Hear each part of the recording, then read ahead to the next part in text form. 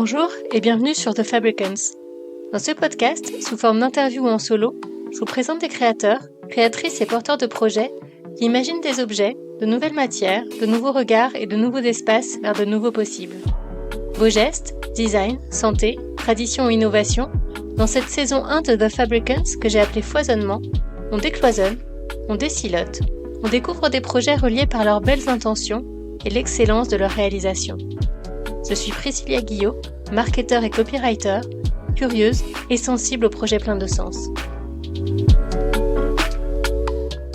Aujourd'hui, je reçois Sarah Serrange, responsable de communauté chez Bicorp, pour parler mission, bénéfices pour toutes et tous, espoir et nouveaux regards sur les capacités des entreprises à façonner un autre monde.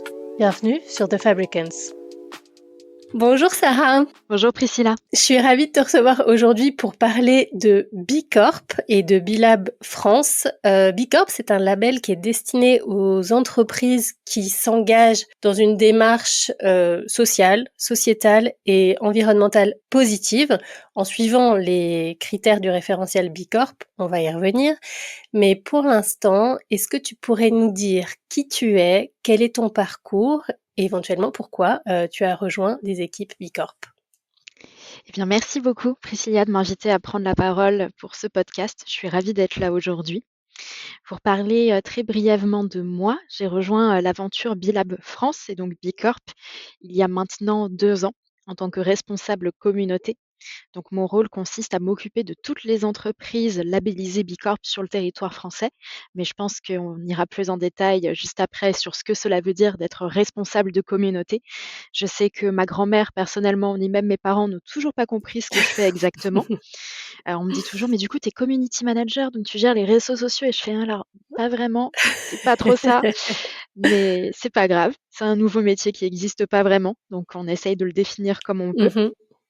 Et avant ça, j'ai toujours été un peu dans l'engagement des entreprises puisque mon premier emploi était en tant que chef de projet dans une fondation d'entreprise. Donc, je gérais un portefeuille de projets qu'on soutenait avec du mécénat financier et du mécénat en nature. Mhm. Et ensuite, j'étais dans une autre structure associative puisque j'ai travaillé dans le socio-culturel. D'accord, très bien. Je t'ai entendu parler pour la première fois, la seule fois d'ailleurs avant qu'on se rencontre, sur un événement à Paris qui s'appelait les Nouveaux Luxe, organisé par 1.618 ou 1.618. Tu racontais en partie l'histoire de Bicorp et la naissance de Bicorp et j'ai été très touchée par cette histoire, en tout cas par la manière dont toi tu l'as racontée. Est-ce que tu peux revenir sur les prémices de ce label ? Avec plaisir, avec plaisir. Ce label, il est né à Philadelphie, donc aux États-Unis en 2006. En fait, il est le fruit d'un travail et d'une collaboration de 3 entrepreneurs qui avaient à l'époque une marque de sneakers, donc une marque de chaussures de sport, un peu comme Nike et Adidas. D'ailleurs, ils étaient un peu les gros concurrents de Nike à l'époque. Et en fait, ils se démarquaient en ayant une politique sociale et environnementale très, très engagée. Donc, que ce soit en termes de droits des travailleurs, en termes de sourcing des produits, en termes de transparence sur leur communication. Et c'est ce qui faisait un peu tout leur succès. Sauf que lorsque ces 3 entrepreneurs ont décidé de vendre leur entreprise, ils se sont rendus compte qu'avec ce passage un peu de flambeau, l'entreprise avait perdu beaucoup de ses engagements, beaucoup de ses valeurs qu'ils avaient souhaité impulser initialement. Donc à partir de là, ils se sont dit comment est-ce qu'on fait pour que lorsque l'on crée une entreprise, lorsque l'on crée une structure qui repose sur des engagements qui soient forts, comment est-ce qu'on s'assure que ces engagements restent malgré les changements d'actionnaires, les changements de direction et les changements de gouvernance. La question de la pérennité, en fait.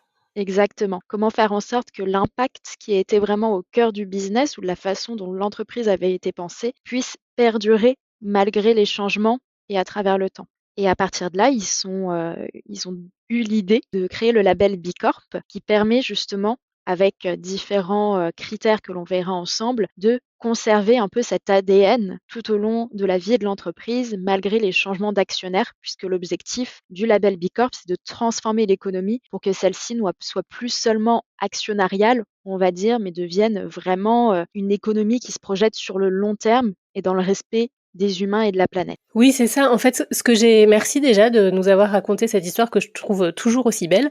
C'est vrai que ce que je trouve très touchant dans ce label, et c'est peut-être le cas d'ailleurs d'autres certifications, mais pas à ma connaissance, c'est cette transversalité en fait. C'est cette idée que le succès d'une entreprise ne soit pas mesuré qu'à travers son succès économique, mais que il soit aussi mesurable en termes d'engagement et de ce qu'on met en place pour tendre vers le mieux. D'ailleurs, est-ce que tu peux nous dire ce que signifie le B de B Corp? Le B de B Corp, il signifie Benefit for All. Tout l'objectif du mouvement B Corp, c'est vraiment de tracer un nouveau chemin pour l'entreprise pour qu'elle puisse repenser son rôle dans la société. L'idée, c'est de faire vraiment basculer le système d'une logique de concentration des richesses et du pouvoir vers un système qui est plus structuré, on va dire, autour des valeurs d'équité et d'inclusion. Donc ce label, né à Philadelphie en 2006, comment est-ce qu'il s'est déployé à l'international, mais notamment en France? Alors, le label s'est déployé un peu partout, assez rapidement. En ce qui concerne la France, la première entreprise labellisée B Corp, c'était en 2014 et en fait, à partir de 2015, il y a eu un développement un peu plus important du label en France. L'idée, c'est que lorsque le mouvement B Corp s'installe dans un pays, il est un peu incubé dans un cabinet, généralement un cabinet de conseil, ou ça peut être d'autres entreprises, mais il est incubé dans une structure pour qu'il puisse commencer à labelliser et à se développer. Et à partir du moment où il est assez fort, assez autonome, assez indépendant, il va créer une structure juridique spécifique. Si on prend le cas de la France, le mouvement B Corp en France était incubé à ses débuts chez Utopie, donc le cabinet de conseil en développement durable, qui était d'ailleurs la première entreprise labellisée B Corp sur le territoire français. Et le mouvement a été incubé chez Utopie jusqu'en 2019. Et en 2019, il y a eu la naissance de l'association Bilab France, puisqu'on avait un peu les reins assez solides pour porter le mouvement. Et à ce moment-là, Utopie a fait le passage de flambeau, le passage de témoin. Et l'association Bilab France s'est occupée de la suite du mouvement B Corp. Est-ce que tu peux nous expliquer ce statut d'association, justement, pour ce label? Est-ce que c'est un choix? Tous les labels ne fonctionnent pas forcément de façon associative et d'ailleurs tous les bilabs à travers l'Europe n'ont pas forcément un statut d'association. Certains vont avoir un statut de fondation dans d'autres pays. Nous, il y a vraiment eu le choix de mettre en place une association, un choix, on va dire, qui reflétait notre positionnement et nos valeurs. L'idée de se dire que l'association puisse se positionner comme un acteur de transformation sociale, sociétale et environnementale et remplir une mission d'intérêt général. Donc c'était assez cohérent par rapport au mouvement et aux valeurs que l'on porte de choisir le statut associatif pour représenter le mouvement B Corp. Je voulais juste clarifier quelque chose, parce que pour moi, ça n'a pas été forcément simple de comprendre. C'est-à-dire que B Corp, c'est le nom de la certification, et B-Lab, ce sont les structures qui portent et qui accompagnent les entreprises à obtenir cette certification. C'est bien ça? C'est un peu ça, mais pas Mais entièrement. pas tout à fait. Pas tout à fait. En fait, les Bilab, donc il va y avoir Bilab France, Bilab Italie, Bilab Espagne, Bilab Portugal, ce sont les structures qui vont vraiment orienter, animer et coordonner les travaux de développement du mouvement. Comment ça se passe? Ça se passe de la façon où Bilab France, son cœur de métier, ça reste B Corp, ça reste un gros pan de nos missions et de notre quotidien, mais ce n'est pas le seul. En fait, on va avoir d'autres programmes et d'autres missions qui sont liées au mouvement et à nos valeurs, mais qui ne sont pas seulement des sujets de labellisation.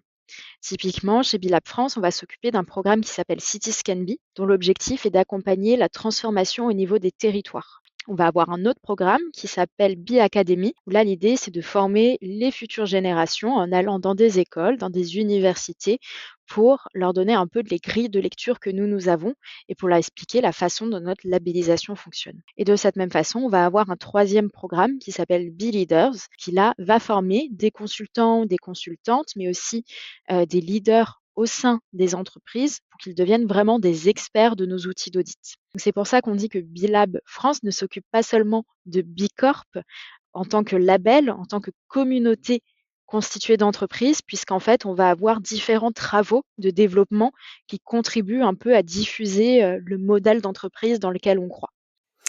C'est super, tu devances mes questions parce que justement une des questions c'était de quelle manière est-ce que vous aidez les entreprises à tendre vers le mieux et on va y revenir, mais en tout cas, encore une fois, je trouve que cette transversalité de Bicorp est vraiment très belle parce que j'entends bien que ça n'est pas seulement aider les entreprises, mais c'est aider en fait toutes les parties prenantes de la vie économique, sociale, sociétale, environnementale du pays en allant auprès des institutions pour expliquer ces valeurs et que les personnes puissent se les approprier. Donc, il y a ces 3 programmes, plus l'accompagnement des entreprises elles-mêmes, si j'ai bien compris, et notamment cet outil de mesure, c'est le BIA ou BIA, qui permet à n'importe quelle entreprise d'aller évaluer son score par rapport à la grille de lecture Corp et éventuellement de voir quels sont ses axes d'amélioration et de mettre en place, si elle le souhaite, des outils pour s'améliorer, mais sans toutefois avoir l'obligation de rejoindre l'association. Donc c'est quand même très généreux. Oui, c'est toute l'idée du mouvement. Pour rebondir sur ce que tu disais au début, l'idée, c'est de vraiment encourager un changement qui soit pas seulement structurel, en fait, mais vraiment d'aboutir sur un changement de culturel et changer la façon dont on voit l'entreprise, dont on voit la place de l'entreprise et dont l'entreprise voit elle-même sa place. Donc c'est pour ça qu'on va avoir différents programmes qui sont en lien avec la labellisation, mais qui ne conduisent pas forcément toujours à la labellisation. Dans le programme CitiScanB, toutes les entreprises qui participent au programme ne vont pas ensuite devenir Bicorp ou elles vont pas souhaiter poursuivre l'aventure et c'est OK. C'est juste de se dire que pendant un certain nombre d'ateliers, on se pose des questions sur leurs pratiques de développement durable en utilisant notre outil d'audit parce que celui-ci permet d'avoir un cadre, une lecture différente des activités de l'entreprise. Donc effectivement, c'est un outil qui est entièrement gratuit et qui est en ligne. N'importe qui peut se créer un compte, comme tu le disais, et l'utiliser juste en termes de boussole pour challenger ses pratiques RSE. Donc, on va étudier différents domaines d'impact. On va parler gouvernance, on va parler collaborateurs, collaboratrices, on va parler communauté. Bien évidemment, on va parler environnement et on va également parler clients et clients. Avec ça, l'idée, c'est vraiment de prendre le prisme des parties prenantes pour questionner la façon dont l'entreprise a un impact opérationnel, mais aussi si elle a un impact sur son modèle d'affaires. Ça veut dire que Bicorp et cet outil d'audit, et c'est encore une fois le côté très transversal et transposable, s'adresse à n'importe quelle typologie d'entreprise. Même si on n'est pas une entreprise à mission ou une entreprise qui produit de façon éthique, on peut avoir accès à cet outil et essayer de s'améliorer en fait. L'idée c'est toujours de tendre vers le mieux sans essayer d'atteindre la perfection, mais en tout cas en essayant d'apporter un mieux au monde. C'est exactement ça. Toutes les entreprises, qu'importe leur taille, qu'importe leur secteur d'activité, qu'importe leur situation géographique ou leur maturité sur les sujets de développement durable, elles peuvent toutes créer un compte et utiliser l'outil pour piloter leur impact et évaluer leur performance. Par contre, là où on va avoir quelques limites pour certaines entreprises, ça va être au moment où elles vont postuler pour avoir la labellisation. C'est-à-dire qu'on peut remplir l'audit, on peut se poser des questions, on peut l'utiliser comme un outil de pilotage, mais à partir du moment où on va soumettre son questionnaire, demander le processus d'audit pour pouvoir bénéficier du label. Là, il y a certaines entreprises, effectivement, qui font partie de structures d'industries sensibles qui ne seront pas éligibles de par leurs activités. Exemple très simple à comprendre, je pense, tout ce qui est énergie fossile. Aujourd'hui, on a une note de position pour définir les critères selon lesquels une entreprise qui travaille dans ce secteur pourrait être potentiellement éligible ou justement non éligible. Pareil, on va avoir des notes de position sur le secteur de la défense et de l'armement, sur tout ce qui va être les jeux d'argent, mais également sur tout ce qui va être un peu bijouterie et joaillerie, parce qu'on sait tous et toutes qu'aujourd'hui, concernant les minéraux et les pierres précieuses, il y a quand même beaucoup de questions qui se posent et c'est pour ça qu'on a besoin de notre côté de se poser un cadre pour questionner l'éligibilité de ces entreprises. Il y a combien d'entreprises qui ont été labellisées Bicorp en France depuis ses débuts? Aujourd'hui, nous sommes très précisément à 452 entreprises depuis lundi dernier. Ça grandit vite. Ça grandit vite. Donc, tout secteur confondu. Pour toi, pourquoi est-ce que les entreprises rejoignent ou veulent rejoindre l'aventure jusqu'à la certification? Je pense qu'il y a plusieurs raisons qui vont vraiment varier selon les entreprises, selon leur stratégie. Pour certaines, le label, ça va être vraiment un outil de pilotage et de validation externe des pratiques environnementales, sociétales et sociales. Ça permet vraiment de démontrer qu'il y a eu un audit, qu'une personne est venue vérifier toutes les pratiques, tout ce qui a été mis en place par l'entreprise et pour l'entreprise. Ensuite, on va avoir une autre raison qui va être une raison en lien avec le marketing et la communication. Avoir un logo B certifié sur son site internet ou sur ses produits, c'est quand même très intéressant aujourd'hui pour les entreprises, d'autant plus qu'on sait que les consommateurs et consommatrices s'intéressent de plus en plus aux engagements des entreprises. Et enfin, le dernier, avant-dernier critère, pardon, je pense que ce serait le côté international. Donc ça, c'est très pratique, c'est ce qui nous différencie un peu des autres labels, on va dire. Le label B Corp, il est international, donc partout, même s'il s'adapte un peu à la situation géographique et au secteur, il reste quand même une norme qui est la même dans les autres Mmh. pays. Donc une B Corp en France et une B Corp aux États-Unis, normalement, c'est la même chose. Le questionnaire est relativement similaire. Et enfin, le dernier point, ce serait par rapport à l'aspect communauté. Effectivement, le fait d'avoir une communauté d'entreprises, c'est une force pour le label et je prêche, un peu ma paroisse en disant ça, mais rejoindre la communauté B Corp, ça veut quand même dire rejoindre une communauté de plus de 8 000 entreprises à travers le monde, à travers, si je ne me trompe pas, 90 pays, dans plus de 50 industries différentes. Et avec ça, on a accès donc à des webinaires, à des événements, à des rencontres, à des sessions de travail. Donc l'idée, c'est de rejoindre une communauté pour vraiment bénéficier d'une dynamique de progression et de collaboration sur tous les sujets d'amélioration d'impact.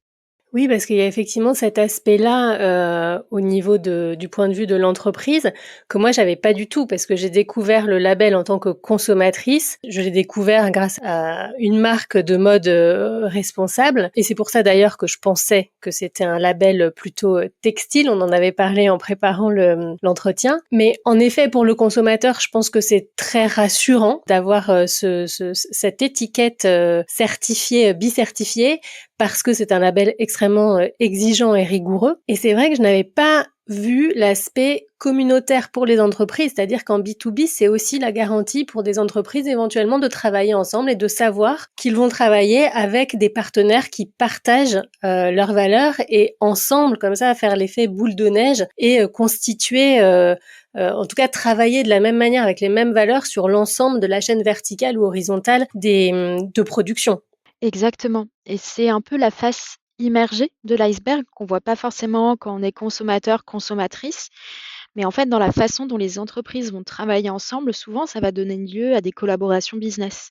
Mmh. Par exemple, je pense cette semaine à l'entreprise Nous, et je m'excuse auprès d'elle et auprès d'eux si je massacre leur nom, je ne sais jamais comment le prononcer. C'est une plateforme de sensibilisation pour les collaborateurs et les collaboratrices au sein des entreprises. Ils se sont associés à une autre bicorp qui s'appelle Panoply, qui fait des objets un peu de récompense éco-responsables. Donc l'idée, c'est de se dire, quand les collaborateurs finissent des modules de sensibilisation, par exemple, sur le développement durable, à la fin, ils peuvent recevoir un cadeau responsable. De cette même façon, il y a eu l'entreprise qui s'appelle Gift for Change, qui fait un peu du marquage et des goodies. En fait, ils voulaient travailler avec une entreprise au Canada, sauf que ça n'avait aucun sens de faire venir des produits du Canada et inversement, ils n'allaient pas envoyer leurs produits au Canada. Donc, ils se sont alliés avec une bicorp canadienne et en fait, ils ont fait un partage un peu de propriété intellectuelle. Ils ont partagé tout leur modèle, la façon dont ils concevaient certains produits pour pouvoir justement encourager leurs affaires respectives. Et ça, c'est ce qui fait un peu toute la beauté de ces entreprises qui partagent la même communauté. C'est-à-dire qu'on ne va pas seulement se voir à l'occasion d'after work, à l'occasion d'événements ou dans des webinaires. On va vraiment essayer d'améliorer notre impact ensemble en trouvant des collaborations business qui peuvent être intéressantes. Oui, parce que là, dans ce que tu évoquais, dans le dernier exemple, c'est carrément se mettre d'un point de vue innovation. Comment est-ce que je peux innover structurellement pour mieux faire tout en atteignant mon objectif? Exactement. Et toi, quel est ton rôle alors responsable de communauté chez Bilab France? c'est quoi? Tu disais que ton entourage comprenait pas toujours. Bon, moi non plus, hein, mon entourage ne comprend pas toujours ce que je fais, même si c'est pas aussi mystérieux. Mais du coup, vas-y, à toi la parole pour nous expliquer ce que tu fais. Alors, les missions de responsable de communauté, au quotidien, c'est un peu être un couteau suisse. En fait, je vais m'occuper de l'accueil de toutes les entreprises qui sont labellisées en France, puisque concrètement, quand une entreprise qui a son siège social en France est labellisée, moi, je m'occupe de lui envoyer un mail de bienvenue et de faire tout son onboarding. Par onboarding, ça veut dire leur expliquer comment utiliser le logo de façon correcte, comment continuer leur amélioration d'impact, comment commencer à agir au sein de leur entreprise en engageant les collaborateurs et collaboratrices, mais aussi en commençant à parler à leurs parties prenantes. Et je vais aussi leur faire découvrir tout ce qui est vie de communauté. Parce que ma deuxième casquette, cela va être de m'occuper de tout ce qui va être animation de la communauté, que cela soit à travers des rituels, typiquement des newsletters, des calls mensuels, des webinaires une fois par mois sur des thématiques spécifiques. Je vais aussi m'occuper de tout ce qui va être groupe de travail, donc structuration d'actions collectives. Typiquement, on a un groupe de travail sur le sujet climat qui mène une action collective qui vient de terminer d'ailleurs, qui a duré 18 mois avec l'ADEME pour définir les stratégies de décarbonation de 10 entreprises. On va aussi avoir d'autres dynamiques comme des groupes régionaux, où là, encore une fois, l'idée, c'est qu'avec les 453 entreprises qu'on a en France, ça grandit vraiment très vite. Toutes les entreprises ne sont pas basées en Île-de-France. Et en fait, si on fait que des événements en Île-de-France, enfin, Oui, quel intérêt pour ces entreprises qui rejoignent la on communauté perd de ne en pas pouvoir venir? inclusivité. Exactement. Donc, on va avoir des groupes régionaux, que ce soit en Nouvelle-Aquitaine, en Auvergne-Rhône-Alpes, Provence-Alpes-Côte d'Azur ou Hauts-de-France. Et là, l'idée, c'est de pouvoir justement équiper les personnes au niveau local pour qu'elles puissent un peu porter la dynamique et se faire relais de la communauté. Oui, donc tu es bien occupé dans la Je journée. suis très bien occupée. L'onboarding est quand même un très gros sujet. Enfin, moi, c'est un sujet qui me tient beaucoup à cœur dans le monde de l'entreprise et du salariat, mais effectivement, accueillir une entreprise comme ça dans un nouvel univers, à rejoindre une aventure, c'est fondamental parce que, je dérive un peu, mais c'est pas grave, c'est Vas-y, fondamental vas-y. parce que c'est poser des bases solides Mm. pour que les personnes aient envie de pérenniser et de transformer l'essai, en fait. Ça fait pas mal quand même. Vous êtes implanté où en France? Il y a plusieurs bilabs. Il y a plusieurs bilabs en France. Moi, je suis dans l'équipe parisienne, Mhm. mais on va avoir des collègues qui sont basés en Nouvelle-Aquitaine, donc à Bordeaux, et d'autres à Lyon. Pour toi, en quoi Bicorp est différent? Est-ce que c'est justement ce lien très fort de la communauté et que la communauté tisse entre elles? Mmh, je pense qu'il y a beaucoup de choses qui font que le label B Corp est différent, des autres labels ou des autres certifications. Donc on l'a vu ensemble, mais il y a le côté international, il y a le côté transversal de la façon dont on va analyser les performances des entreprises. Il y a l'aspect communauté, il y a l'aspect aussi outils, formation, programme, tout ce qu'on fait en plus du label, pour s'assurer de vraiment aboutir à une transformation culturelle. Il va y avoir aussi, la façon même dont notre, label et dont notre processus d'audit fonctionne. C'est assez intéressant parce qu'en fait, on va demander, aux entreprises d'atteindre un score minimum, donc de 80 points sur l'ensemble du questionnaire pour pouvoir prétendre à la labellisation. Donc il y a quand même une exigence de performance. Il va y avoir ensuite tout un processus assez rigoureux pour pouvoir justifier de ces 80 points, c'est-à-dire qu'on ne fonctionne pas du tout avec du déclaratif. À chaque question à laquelle l'entreprise répond, on va demander une pièce justificative. Donc Hmm. l'idée, c'est en plus que l'entreprise ne peut pas reconnaître les engagements à venir, on reconnaît ce qui est déjà en place. Donc ça évite pas mal de Mhm. greenwashing, de purpose washing et de tous les washing qu'on peut imaginer. Qui sont On nombreux. va, qui sont nombreux, beaucoup trop nombreux. Ouais. On va avoir ensuite une exigence juridique, puisqu'on va demander à chaque entreprise, de la même façon que la qualité de société à mission, on va leur demander de modifier leur statut afin de pérenniser vraiment leur décision de mettre l'impact environnemental et sociétal au cœur de leur activité. Et enfin, dernier point qui fait aussi notre différence, je pense, c'est le fait que le label ne soit pas définitif. Tous les 3 ans, les entreprises labellisées doivent passer une relabellisation et actualiser leurs réponses. Donc en fait, à aucun moment, on peut se reposer sur ses lauriers. Mmh. L'idée, c'est pas de devenir Bicorp et d'avoir un trophée qu'on va mettre sur une étagère et qu'on va dépoussiérer de temps en temps. Non, là, l'idée, c'est vraiment de vivre Bicorp et de continuer son processus d'amélioration continue pour s'assurer que dans 3 ans, quand on actualise les réponses, on soit toujours au-dessus de la barre des 80 points. Et puis j'imagine aussi, enfin que vos standards évoluent, parce que, l'état du monde, en 2006 n'est pas l'état du monde en 2015 et voilà et que du coup c'est aussi, c'est de devoir, faire ses preuves ou en tout cas montrer patte blanche tous les 3 ans, c'est aussi entraîner les entreprises à ne jamais baisser la garde et à pouvoir, rebondir, lorsque vos standards, les standards Bicorp évolueront, j'imagine? Exactement. C'est un peu ce qui fait aussi notre particularité puisque, on essaye d'être au maximum conscient de l'évolution du monde, de la société, de l'évolution, des autres standards et des autres normes internationales sur lesquelles on peut collaborer et avec lesquelles on fait des travaux d'interopérabilité. Et aujourd'hui, en 2024, à l'heure où on enregistre donc ce podcast, on est déjà à la 6e version de nos standards, 6e version de nos questionnaires, donc depuis 2006. Jusqu'à présent, on a toujours gardé le même prisme de fonctionnement et là, en fait, on a décidé à partir de 2025 de mettre en place vraiment un nouveau cadre d'exigence pour la labellisation.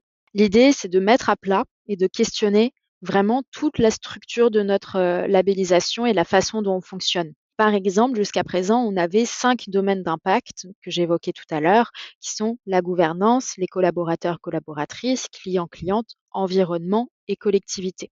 Là, on va faire des thématiques d'impact qui ne prennent plus l'entrée des parties prenantes. Donc, on va avoir des sujets comme le sujet droits humains, action climatique, mission et gouvernance des parties prenantes, justice, équité, diversité et inclusion. Et l'idée est que sur chacun de ces standards, l'entreprise doit atteindre un minimum requis pour pouvoir Mmh. prétendre à la labellisation. On pourra voir un peu là où l'entreprise se situe, puisqu'il y aura donc le seul minimum requis pour la labellisation, le seuil à partir duquel elle devient exceptionnelle et tout en bas, le seuil Mmh. où on considère que non, ça va pas le faire. Il y a quand même un minimum d'exigence à avoir sur l'action climatique ou la diversité Mmh. dans l'entreprise. Quelle est la 1re étape si une entreprise veut, rejoindre, l'aventure? La première étape, ce serait de définir son projet, de savoir exactement pourquoi est-ce qu'on fait le label B Corp. En fait, le label B Corp, c'est super et je dis pas ça juste parce que j'y travaille, mais c'est peut-être pas adapté à l'entreprise. Mmh. Certaines, peut-être, pourront se «contenter» entre guillemets d'être société à mission parce que ça Mmh. correspond mieux à leurs objectifs du moment et à leur stratégie. Mmh. Donc vraiment au moment de la définition du projet, il faut s'interroger sur pourquoi on veut faire cette labellisation. Ensuite, s'interroger sur quelles ressources est-ce qu'on a à disposition parce qu'en fait, lorsqu'on va préparer la labellisation et le processus d'audit, ce ne sera pas la même chose d'avoir une personne à temps plein qui s'occupe du sujet ou d'avoir 3 personnes dans l'équipe qui s'en occupent Mmh. un peu de temps en temps, quand, il y a la possibilité et la bande passante. Mmh. En fait, il n'y a pas de date limite pour remplir le questionnaire, il n'y a pas de temps, qui se qui défile ou qui décompte à partir du moment où le questionnaire a été ouvert, mais cela va vraiment varier sur la durée de la labellisation dans la mesure où certaines entreprises, il va leur falloir 6 mois pour se lancer dans la labellisation, là où il y en a d'autres, il va leur falloir 3 ans Mmh. et c'est OK. Mais juste s'interroger sur les ressources qu'on a à disposition et à partir du moment où on a commencé à s'interroger là-dessus, la dernière étape pour moi et la plus importante, ce serait d'ouvrir un compte sur le BIA. Voir comment ça fonctionne, commencer à répondre aux questions, se rendre compte que par exemple, si on répond oui à cette question, tiens, ça en débloque 5 autres. Mais si j'avais répondu non, ça en débloquait pas. Donc Mmh. vraiment jouer avec l'outil et surtout ne pas hésiter à participer au call d'information auquel toute entreprise qui crée un compte sur le BIA est invitée. Est-ce que ce BIA, il est accessible pour les, micro-entreprises? Il est accessible pour les micro-entreprises, il est vraiment accessible pour tout le monde. À titre d'exemple, en France, on a une grande majorité de la communauté qui est composée de PME et de TPE. On pourrait croire que Bicorp, c'est vraiment, un label que pour les grosses entreprises, mais en fait, c'est faux. Les grandes Je crois que c'est le entreprises corp de corporation ouais, qui ça fait donne, un peu peur. cet On se dit qu'il y a effet-là. que des multinationales, mais en fait, pas du tout. Les grandes entreprises représentent allez, on va dire 5% de la communauté française à la louche. Le reste, Ok. ça va être principalement à 80% des TPE, PME. Ok, donc tout micro-entrepreneur, solopreneur, solopreneuse, chef d'entreprise peut aller mesurer en fait et utiliser cet outil, même sans vouloir aller jusqu'à la labellisation, mais en tout cas l'utiliser comme une boussole pour voir Exactement. où se situe son activité sur la boussole Bicorp. C'est super. On arrive bientôt à la fin de cet entretien. Quelles sont les actualités de Bicorp et de Bilab France? Eh bien, la principale actualité, j'en ai parlé très brièvement tout à l'heure, ça va être l'évolution des standards. Il faut savoir que c'est un processus très long puisque c'est la première fois qu'on remet vraiment tout à plat. Et en fait, on a décidé de faire ça dans le cadre d'une démarche qui soit collégiale et participative. L'idée, c'était de s'assurer que tout ce que l'on va mettre en place, ce soit clair, ce soit réalisable et ce soit efficace. Au départ, cette démarche devait être lancée en 2020, mais tu t'en doutes, l'année Oui, 2020 n'était pas vraiment la meilleure c'était pas la meilleure pour lancer quoi que ce pour soit. exactement. Donc en fait, on a surtout lancé la démarche en 2021 pour consulter toutes les parties prenantes, que ce soit des entreprises labellisées, que ce soit des ONG, que ce soit des consultants, des consultantes, des experts de l'ONU, que sais-je. Tout le monde pouvait donner un peu son avis. Pendant le semestre 2022, le premier, on a rédigé une première proposition qui est disponible en ligne. On l'a traduit en français pour être sûr que ce soit bien inclusif et que tout le monde puisse y avoir accès, qui représentait un peu quelles allaient être les grandes évolutions sur ces standards. Et on a ouvert une consultation publique en vue d'une introduction progressive qui devrait se faire en 2025. Ok, donc là encore, on est dans une démarche extrêmement inclusive, même dans la perception et dans la construction du futur de Bicorp. Exactement. Et c'est ce qui fait un peu toute la richesse, mais tout aussi la difficulté. Si on souhaite intégrer tous les retours, ça nous prend du temps. On se questionne sur énormément de choses. Et il est vrai, et je m'en excuse pour ma communauté, on a déjà dû décaler la date de diffusion et de mise en place de ces nouveaux standards. Qu'est-ce que vous voulez fabriquer? Le podcast s'appelle The Fabricants. On peut fabriquer de plein de manières différentes. On peut fabriquer plein de choses différentes. On peut fabriquer des idées. On peut en produire. On peut fabriquer un monde meilleur. Vous fabriquez quoi en dehors d'un label? C'est déjà beaucoup, hein? C'est déjà beaucoup et j'ai une réponse en tête et vraiment ça va être très niais, mais vraiment C'est parfait. incroyablement niais. Mais à mes yeux, et cela n'engage que moi, le label Bicorp va créer de l'espoir Hmm. parce qu'on se rend compte qu'il y a des choses qui sont faisables. On se rend compte que les entreprises peuvent effectivement fonctionner de façon différente. Quand on regarde Dr. Bronner's, qui est une Bicorp basée aux États-Unis, et qu'on voit que sur leur année 2022, ils ont donné 8 millions de dollars à des structures qui font du militantisme pour les droits humains, pour la justice migratoire, pour la réforme du système de la justice criminelle. Enfin, tout ça, je trouve ça, pour moi, ça me donne foi en l'humanité, ça me donne de l'espoir. Pareil, quand on voit des entreprises qui mettent en place des processus et des programmes d'insertion des personnes éloignées de l'emploi, comme Lemon Tree, qui est basé donc à Pantin et à Marseille, moi, ça me donne de l'espoir. Ça me permet de me dire que effectivement, ce monde qu'on essaye de créer, il est à portée de main. On peut le toucher du doigt. On voit à quoi ça pourrait ressembler si on s'y met vraiment à plusieurs. Oui, c'est ça, c'est l'idée que il y a des solutions pour générer du capital et du revenu totalement assumé en le faisant mieux, en fait, en le faisant mieux pour les autres. Et c'est vrai que mon sentiment, mais encore une fois, j'ai pas de data derrière et pas ton expérience, mais mon sentiment, c'est que il y a beaucoup d'entreprises qui aimeraient mieux faire, mais qui ont toujours eu l'impression que c'était trop lourd, qu'il faudrait tout changer d'un coup. Alors qu'en fait, avec Bicorp, vous nous montrez que on peut faire mieux petit à petit en se faisant accompagner et que on ne part pas, à part pour certaines industries que tu as mentionnées, mais on ne part pas de zéro non plus. Et qu'en fait, il s'agit pas de tout changer du jour au lendemain, mais de réussir à atteindre des standards différents petit à petit en impliquant les équipes, en impliquant ces parties prenantes. Et ça, je trouve ça en effet pas du tout niais. T'as raison, ça donne espoir en fait, tout simplement. C'est vrai que ça donne espoir. C'est fantastique. Merci beaucoup pour cet entretien. Est-ce que toi, tu as des choses que tu aimerais ajouter? Je pense qu'il y a quelque chose qui me tient particulièrement à cœur chez Bilab France et au sein du mouvement Bicorp et qui m'interroge assez quotidiennement, comme beaucoup de mes collègues, que ce soit en France ou à l'international. C'est la façon dont on réussit à faire un équilibre entre nos engagements personnels et notre vision du monde et notre quotidien professionnel. Je suis du coup directrice développement d'une association qui travaille sur l'égalité des genres et l'inclusion des jeunes femmes et des minorités de genre, donc des personnes transgenres et non-binaires, dans le monde professionnel. Et c'est vrai que c'est un sujet où souvent on va se dire ça n'a pas sa place en entreprise.